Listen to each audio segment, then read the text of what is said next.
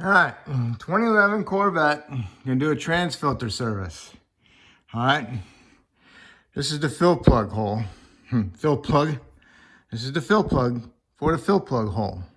Okay, it is located right there. Okay, I'll stick this up there by it. What you want to do is you want to clean that area off before you take this plug out. Okay. It's sticking up in there a little bit. See the black thing? That's it. So it's got two pieces. You pull the top piece off so you can pull the bottom piece out. Make sure you cleaned off around it. So that way you know where the fill plug is before you even start, okay? Next you need to do is remove these four nuts. 1, 2, 3, 4. Put a jack on it, jack it up, okay? And then stick a half of a 2x4 inside here on top of your spring. So now you can lower it down.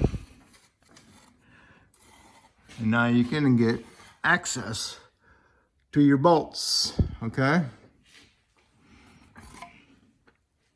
Okay, you got a pan, drain pan underneath it. Ah, look at that, it's even got a drain plug. Drain plug. Huh. Ain't no drain plug on here. That is your overfill level. Okay? So when it's running and you got enough fluid in it, it should just dribble out of there a little bit when it's at operating temperature. I mean, you're gonna get some out of it, but because it's not running, okay? So we're gonna take it off and we're gonna let it drain a little bit just to help us out, okay? It's just sitting there dripping. All I'm gonna do is put my plug in, but I'm not gonna tighten it. So what I'm gonna do is I'm gonna loosen up, I'm gonna take out all my trans pans, bolts, all the way around and leave 2 in the front and just have them loosened up. So then the pan will drop down a little bit and then I'll take this plug back out and drain some more out.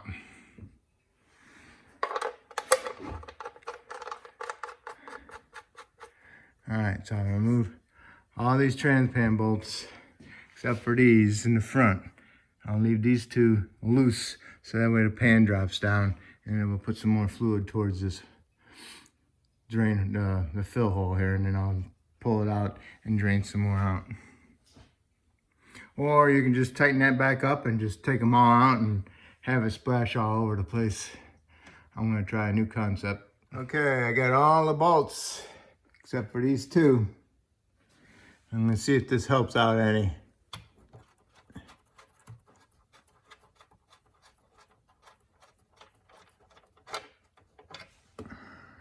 Okay. Helps out a little bit. I'll let that drain, and then when it stops draining, I'll put my plug in there, snug it up. I'm not gonna tighten it yet, and I'll remove my last 2 bolts. Okay, I'm dripping. Screw it in there. Finger tight. Remove the other 2 bolts. Hold the pan. Tilt it down a little bit, pull it towards you, and allow it to come down because it's got to come past that rear subframe. All right, pan is off. Here's the filter. There's no bolts holding it on. It's just got a little clip up here. It's not really clipping on anything, but the main thing is holding it is the neck of it. What you want to do is you want to twist it, wiggle it, pull it down slowly, because when it comes down, it's gonna have a whoosh, a bunch of fluid, okay? You might wanna put your pan in there better. And what you wanna do is just wiggle and kind of pull it down. Whew. You can probably get a pry bar up in there and pull it with 2 hands, one pulling and one holding it, okay? All right, let's see. Let's see, now the seal stayed up there. It's pretty far up there. If you don't have the special tool to remove that seal, do not remove it. You might damage the case, and you don't want to do that. Okay. What I'm gonna do is I'm gonna push my new filter up there and see how it goes. And that's all it is on that end. Really, it's just a guide. Doesn't hold nothing. All right, so when you push the new filter up there, make sure you put a lot of fluid on the shaft of the filter, the neck, and push it up in there, and boom, boom, boom with your hand. And then that's it, and give it a little tug, see if it falls down. Don't be yanking on it. All right, so around the case, you want to wipe it off. Make sure you feel it, make sure there's no lumps or something, corrosion sticking up. Remove whatever corrosion you can, and make sure it's a nice smooth surface, because the outer part of it fills in with the white dirt, which is corrosion. So clean all that up, and then you gotta go to your pan and clean your pan up. And it's always recommended I would replace the gasket also. It's a rubber insulated piece of metal. So here's the pan, the gasket, get a new one. Clean up your pan around the sides, get all that dirt out of there, and then get the stuff off the magnet, fine particles. If you see any big chunks in there, pieces of metal, then possibility you got some gear wear. But basically, just find stuff right here. Looks like graphite. That's normal. Here's that filler overflow. I'm pretty sure that's how you fill it. I'm not fill it, but that's how you check the fluid when it drips out, when it's running at a certain degree temperature. Okay, so now we're gonna clean all this up. And most of the time these magnets are removable, so you can clean them up and put them back in there. Okay. If you want to remove that seal, you'll need one of these. You get up in there and get on the lip of it, and then you tap on it with your hammer right here, and it pulls that seal down. You gotta work your way around it. Make sure you're pulling on the seal.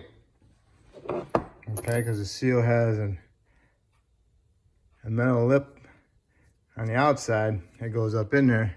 But what you're pulling down on is this part of it here, what the seal is. To install it, I always get a bigger socket, make sure it goes up in there. If the seal fits on like that, it's a little bit smaller than the outer part of the seal. And then I get another socket that fits inside the seal, just nice snug fit. And I'll use that to tap it up in there, okay? And I'll use an extension possibly on here if it needs to be longer. And just make sure that this isn't too long here. You might have to use a shallow socket and get it up in there. Okay, this is just an idea on what you should do.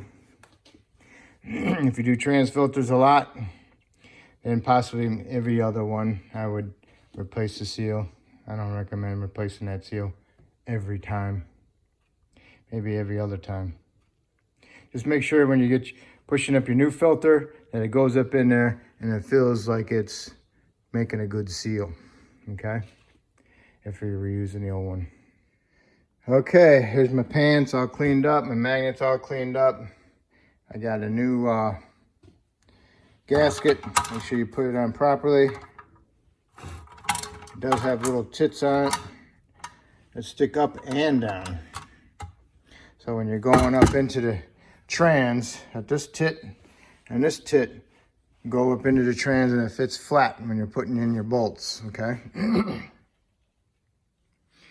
So now we'll push in our new filter.